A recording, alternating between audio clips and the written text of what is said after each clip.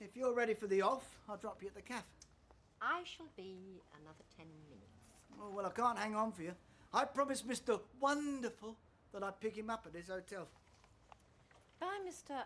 Wonderful, I take it you mean Stephen Reid. Oh, give the lady a coconut. Are you going to be entertaining him this visit? I only ask because if you are asking him back for dinner, anything, I just need a little warning. Okay? I don't think so, darling. The less you see of him, the better, eh? It doesn't bother me now, I've told you. I know you have, my darling, but I think we stick to business. I mean, it's tricky enough dealing with the guy as it is. We don't want to complicate things, and I wouldn't like to embarrass anyone as sensitive as him, would I? My son Stephen, he's over from Canada again. Mind you, he's always on the move. Japan, Australia, everywhere. But despite being successful, you know, he always notices if you've made the effort. Morning. Hiya. I've done your quote for the work. It's all in there, materials, time, everything. Right, thanks. And if it still suits you, we'd be able to make a start Sunday if that's what you want. Right, I'll get back to you, yeah? Okay. See ya. See you later on. Oh, you having some work done then, love? Yeah, I'm just making a few changes, you know, the wash basin's in the wrong place, stuff like that. Lovely, right. Mind you, it's costly, that. But there again, you see, I mean, you and me, after thinking pounds and pence, Stephen has to thinking millions. He's so kind-hearted. Let's face it, there's quite a few round here who'd be out of a job if it wasn't for him. I mean, all them girls that work at Mike Baldwin's factory, they're only in work because of our Stephen. Hello, it's Warner's here. It's the 24th of December. Just letting you know, that thread you wanted, we'll be sending it out January 5th or 6th. Bye for now and happy Christmas. Baldwin's behind me. Oh, Yeah. Morning, Sally. morning, Mr. Baldwin. Hi, Mr. Reid. Hi. Everything under control? Yeah, just sorting out the post and everything. Right, well, don't let me stop you. Now, I've got the breakdown here, and Baldwin, it tells you how we're doing production-wise, and also my last and gives final you an message idea to of... you, you thieving swine. You stole off me just the same as knocking me down and stealing my wallet, Baldwin. You ruined me. Well, you can live with it, maybe, because you're a swine. But I can't. I'll see you in hell, Baldwin. I'll be waiting for you. And when you get there... What on earth was that?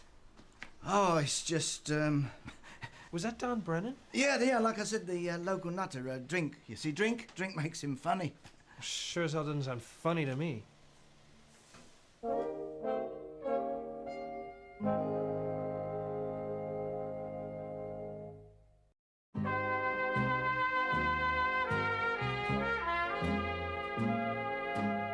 I sold him the garage across the street there, right? That's down to you, that was. Because when I was tooling up for Quebec, I needed all the cash I could muster, so I put the garage up for sale. Okay, sure, but why does he make out you stole from him? Because he's a nutter. I sold him that garage at a fair price. Well, he doesn't seem to think so. He's a drunk. He's incompetent.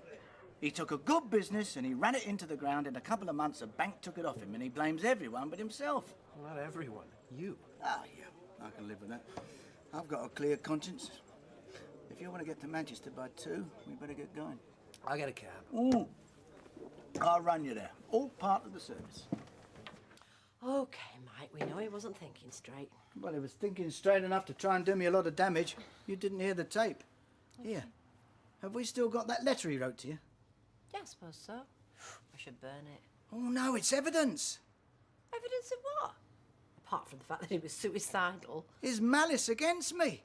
I tell you, your friend Stephen Reid heard everything that was on that message. I had a hell of a job convincing him about Brennan.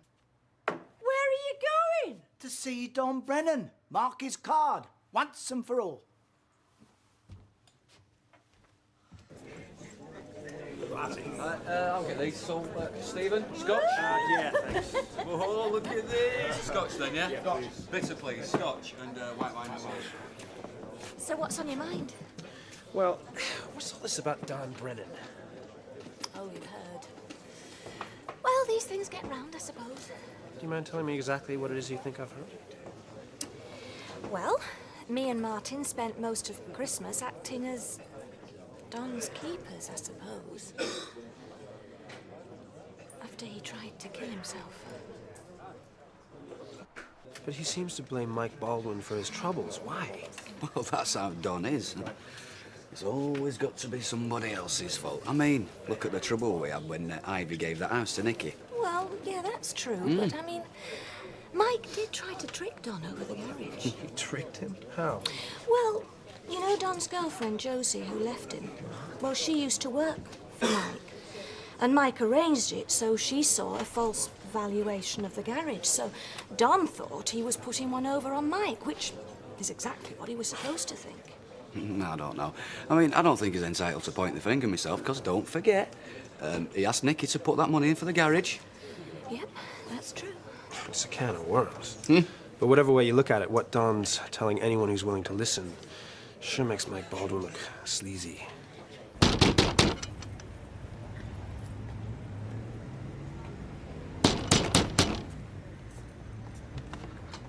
Clear off! I've got something to say to you and you better listen. I'm warning you. I've got the tape of the message you left for me. Well, you know you can stick it. And I've also got the letter you sent to my wife. Now, I'm warning you. Any more slander and the tape and the letter will be in the hands of my solicitor. Fine, go ahead. What more can you do to me, Baldwin? You've had all my money off me. There's no else to take. Well, I'm warning you. Now, don't say you haven't been warned. Filth. You.